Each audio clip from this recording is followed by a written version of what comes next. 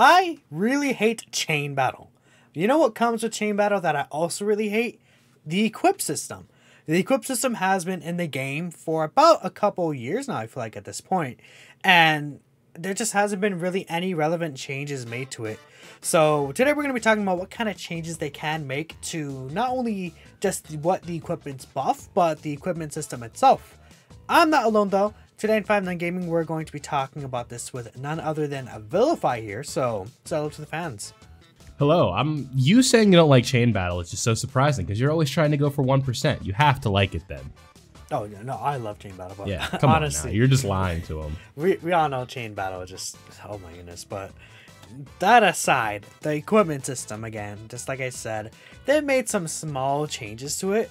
But I think they really need to push some more uniqueness to it. So I mean, in a recent JP survey that we got, even on the global survey for the worldwide download celebration, we saw that they introduced the idea of more special equipment, right? Where, you know, maybe they would provide damage reduction to your characters and stuff like that. So we're just going to talk about the potential of how these would go. And I personally am very excited to see how that's going to be introduced in the game. Yeah, I think we've kind of seen like some small teases towards that, right? Because like we both know over on the JP side of things, we have the free-to-play Vegito Blue, and he has some character-specific equipments that give him more of a plus on defense than you would usually see. And also on the JP side of Chain Battle, they took out some of the lesser tier skill orbs from the equipment shop. You know what I'm talking about? Like where you get like the cooperation orbs. So now we actually have like ones that give a level 5 as well as a level 4. But we're more here focused on like what could be like drastically different where you can only put it on one unit, right? Exactly. So like to really go into deep information with the LR Vegito Blue, essentially there's different equipments, not even just defense. You can get equips that give you like 3,000 extra attack, 3,000 extra defense, a lot of additional level 5 additional crit that are very specific. You can only use it on that specific LR Vegito Blue character. So that is what would be considered a character specific equipment. And I think that's really good in terms of the future of the game. Because if they're talking about adding the ability to have, say, extra guard chance, for example, they brought up, or damage reduction additional on top of that, that could really help buff these units that are like maybe older and like kind of like, you know, we talked about EZA2 recently in the channel. If you haven't seen that, check out that video. But it could be kind of like a mini thing where they gave like a special EX gold equipment that can be used for like specifically say AGL Super Saiyan 3 Goku and LR Gohan that to make some change or update to their passive, or maybe even just purely 10% damage reduction for this character or additional 50% attack when performing a super attack. Like there are a lot of possibilities they can do. Like imagine something where it's like this character creates int type key spheres for the first 3 turns from start of battle or something, right? Yeah. You're just mentioning just like additional passive parts that could go to the overall kit of the unit, right? So it's like, say they drop a unit and it's almost like it seems like they forgot a part of that. What they can do, rather than having to break grounds and update the game to change the unit, they could just introduce a skill orb to kind of do the changing of it. So that way it's not, you know, there's no kind of worries of like, hey, the unit was advertised wrong or anything like that. Or if a unit is bad, they can kind of save the release with a much simpler solution rather than having to get really fancy with it. I think that's a really good idea. Exactly. And a direct like comparison to make to this is the other Dragon Ball Gacha game going on right now, Legends. If you do play Dragon Ball Legends, you know that there's basically this mechanic called the unique equipment. You go into an event and you do basically farm up the event, and essentially you're able to get special equipment tied to a certain character that really does update it. Instead of just easying quote unquote that unit, it allows them to buff the unit in a second way in order to make them get stronger. Or even if, you know, the unit is like, for example, we all know Dokkan Fest Raditz, right? Dokkan Fest Raditz came out and he's not really a fun unit, I'd say you could say. We could release an equipment for him that buffs him, and, you know, maybe they make his like passive skill, he gets an additional damage reduction against multiple enemies or something, and that will allow him to get a lot stronger, because units that just came out on our week, they're years away from an EZA, and it's like, okay, what are we gonna do? This unit is a brand new unit that came out and is just bad. You know, didn't turn out how they wanted to. Stuff like that could be really important to the game and the health of summoning. Yeah, when you mentioned summoning, it's one of those things, right, where if we wanted to look at the most recent banner over on the JP Dokkan side of things, we have this new Kid Goku, who is, you know, objectively speaking, it seems like the best TUR in the game. But the problem around this Kid Goku is you look at the units surrounding him on the banner, and the newest unit to come out on that banner that isn't Kid Goku is Raditz, right?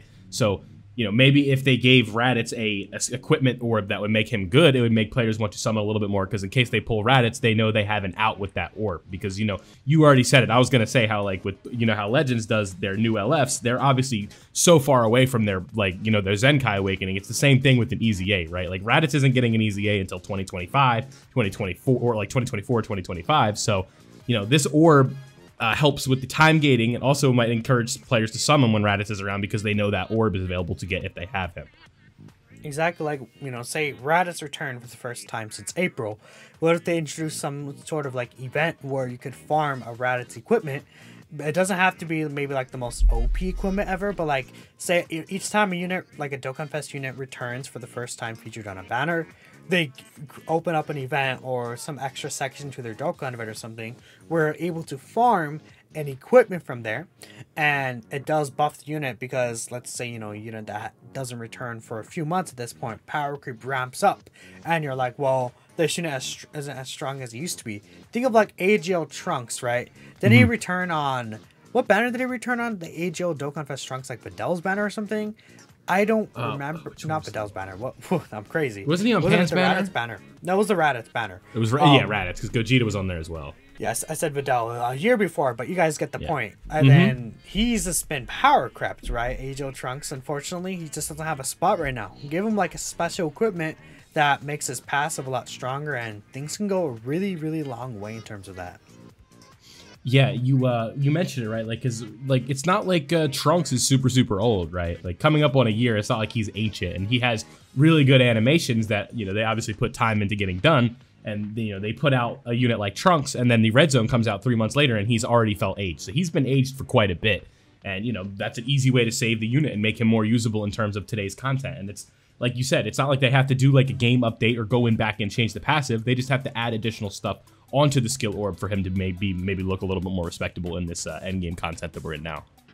And considering how far we're in, again, with this game, they have to add a lot more stuff to make things more unique, you know. It could be even just fun communicating with people, like on Twitter or Reddit or something, where you're like, hey, you know, how did you build this character? And it adds a lot more depth than like, oh, I went full dodge, I went full critical, right? Like, you know, you could say, oh, I chose this specific equipment that gives me 5% extra damage reduction, or someone could be like, I chose a specific equipment that does up his chance to, say, perform a critical hit. Well, it's kind of the same thing, right? But maybe I chose this equipment that does decide to make him get Rainbow Orb changing for the first 4 turns or something, right? Some uniqueness to it could be really, really fun and interesting, and just make you feel like you're in more control of your characters, and just add a freshness to it, because we've just been having basically just create additional and dodge and then stats, right? I think adding an extra depth to it could be really fun.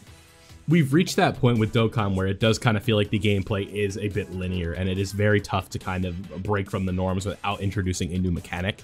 So you already said it, right? Where it's like, really the only way that a player's unit can feel unique to somebody else's is the way they build them in the hidden potential system, which honestly, like, for a very large percentage of the player base, they can't even really get very creative with it, because of the 55%, you only get the silver skill orb, right? So that gold skill orb, you don't get the extra hidden potential nodes. Sorry, I knocked something over, but you know, it's very straightforward, right? Like, it's not a very linear game, because like characters, aside from their passive, like there's not unique stuff usually in the passive. It's like, you know, they get like a baseline thing. Do they create key spheres? Do they get a chance to additional? Do they get dodge? Do they get damage reduction? Do they get guard, right? It's all like very straightforward mechanics. You know what I mean? Exactly, and it's just kind of like a mini EZA, right? It allows them to really help shape these units, and, you know, maybe they want to make a certain unit work better with another that release that maybe they don't necessarily link to each other. Like, what if we have like a how do I explain, like a unit that would want to work with another unit that just don't link well? I can't think of an example off the top of my head, but maybe they get, hey, when they're on rotation, they're on rotation with this other character, they get 3 key and then 20% attacking defense support, 30% attacking defense support to the whole rotation. So that, hey, you're like, on this specific team, I'm gonna change the equipment to have this character have this one, so that I'm able to get this rotation that works very, very well together. In terms of passives, and have them make up for the loss in linkage or something, right? You know, characters like Tech Ultimate Gohan that may not have the best links with, like, you know, prepared for battle, Super Saiyan, stuff like that. And it could be really interesting how they move forward with that. I would definitely want those equipments if we're talking about it. They need to be EX equipments in that case. Maybe it's like if you have like 2 or 3 of them, you could kind of like cycle them out in between events. So it's like if you're going into something like the Red Zone, you want to have more defensive focused equips, or if you're going in for like a super battle road, or like for God knows why you're still playing like the Breakthrough the Super Armor event, you want like more crit chance or more additional or something like that, right? Something like that. But that's basically the gist of it, guys. I would like to know really like what you guys would like to see from equipments in the future, even if it's not specifically like what kind of equipments, but like how to change the equip system itself. Will be very interesting to see, because I know we all have those useless like level 5 HP equipments, right? But thank you all for watching until the end. If you did, feel free to like and subscribe the video, and I will catch you on the next one.